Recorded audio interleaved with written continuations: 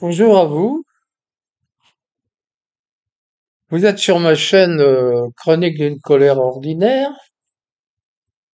et nous sommes aujourd'hui le 15 avril, il est 1h34 du matin. Et c'est la conversation impromptue numéro 5. Donc, je voudrais vous parler, bon, je l'ai déjà fait à plusieurs reprises, mais ça s'accélère et je voudrais vous parler donc de l'euro numérique. J'ai vu une vidéo que Jim Le Veilleur a postée sur la plateforme Chi.io, là, où on précise un petit peu ce que les bienfaits que va nous apporter cet euro numérique et on se rend compte, si besoin était encore, de l'énorme danger que représente ce système. Les gens manifestement, semblent ne pas comprendre ce qui nous attend.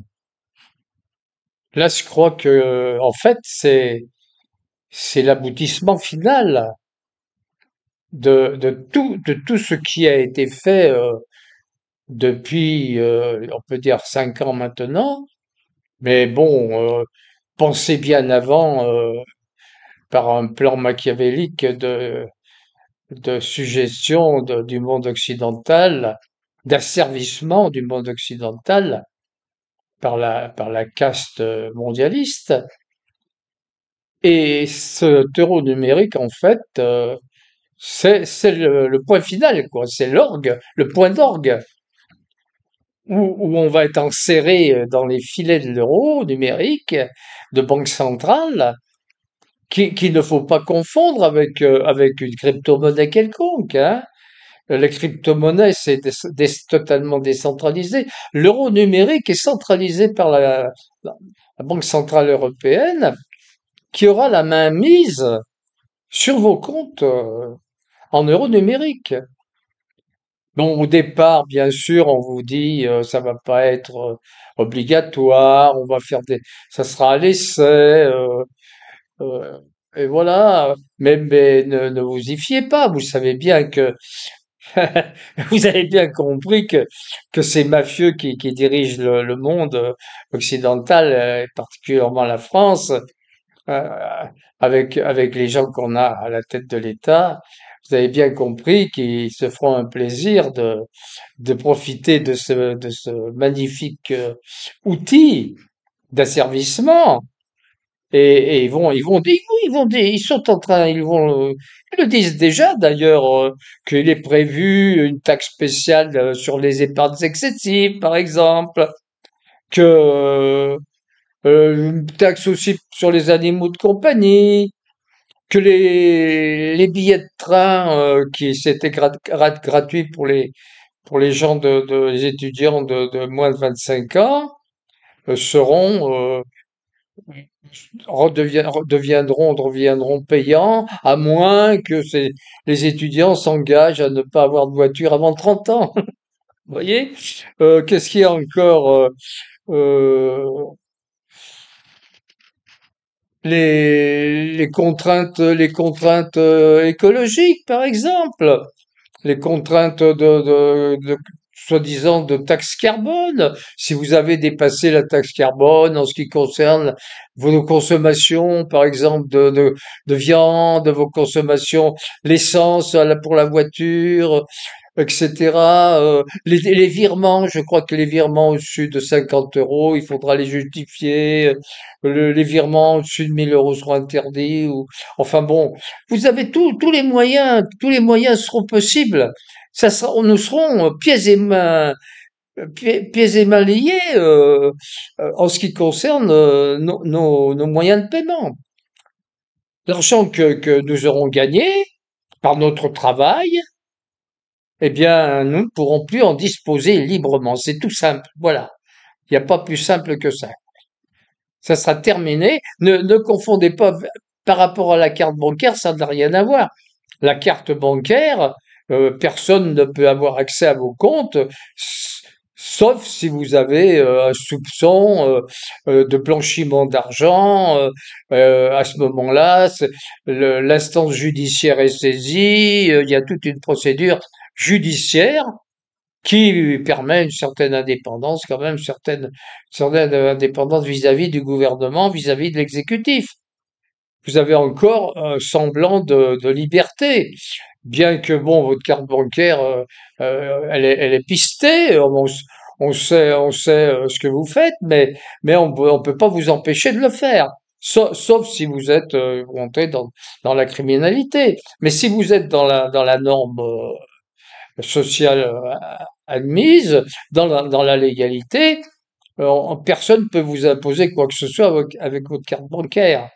Alors qu'avec l'euro numérique, ce seront des paiements, des règlements, des paiements conditionnés, c'est-à-dire avec les conditions qui seront qui seront ouvertes euh, euh, aux instances gouvernementales, à la Banque centrale européenne qui aura librement, qui pourra librement décider des conditions à imposer quant à l'utilisation de votre argent.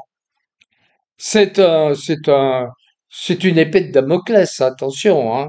C'est en fait, je compare un peu ça, vous voyez, à, à ce qui se passait fin 18e, là, début 19e, là, dans les plantations en Amérique centrale ou en Asie, au Cambodge, etc., les plantations d'EVA, où vous aviez des ouvriers taillables et corvéables à merci, payés 2 litres le pot, qui en plus était logé dans des conditions déplorables et qui devait absolument, il était obligatoire qu'ils s'approvisionnent en ce qui concernait leur nourriture particulièrement et leurs produits de première nécessité dans un comptoir qui était situé sur la plantation et qui bien entendu les tenait en esclavage, quoi, parce que ils prenaient des crédits, ils pouvaient pas payer parce que c'était très cher et ils étaient obligés de s'approvisionner là.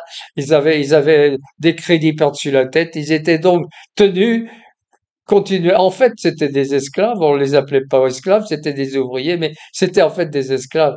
Et c'est ce qu'on veut faire de nous. On veut faire de nous des esclaves. C'est tout simple, hein. Vous faites pas d'illusions. Alors voilà ce que je voulais vous dire. Euh, J'ai fait une chanson là que j'ai mise sur mon site, hein, que je vais mettre aussi que j'ai mise déjà d'ailleurs sur chi.io, une chanson là-dessus qui reprend tant que faire se peut d'une façon plus ludique tout ce que je viens de vous dire et je vous demande instamment vraiment je vous supplie même. Je supplie les gens de se réveiller, de se rendre compte de ce qui nous arrive, quoi. Jamais en France, on aurait pu penser qu'une chose pareille puisse arriver. On vous aurait dit ça il y a 4 ans, 4, 5 ans, vous m'auriez taxé de fou. Vous auriez dit, il déraille complètement, ce bonhomme-là. C'est pas possible qu'on fasse ça. Eh bien, bon, on est dedans, là. On va vers l'esclavage total, là, on va vers une suggestion, une suppression de toutes nos libertés. Nous serons la mainmise de tous ces bandits, ces oligarques, ces mafieux, sans foi ni loi. C'est insupportable. C'est quelque chose on ne peut plus admettre ça. Réveillons-nous. Réveillons-nous, tout le monde, là, les jeunes, les moins jeunes. Il faut descendre dans la rue. Il faut des, pacifiquement, tant que faire se peut. Mais il faut montrer notre volonté, notre volonté de nous opposer à ça. Il faut que le peuple se réveille. Sinon, la France est foutue, terminée, on n'en parle plus. C'est presque déjà le cas. On est à quoi? À 1, 2, 3 mois peut-être. Soit la guerre, soit également l'esclavage, quoi. Bon, ben voilà, un petit coup de gueule de ce soir. Je vous souhaite une bonne soirée, enfin une bonne fin de nuit, quoi. Et puis peut-être à demain, si j'ai quelque chose à vous dire. Allez, bonne nuit, à demain peut-être.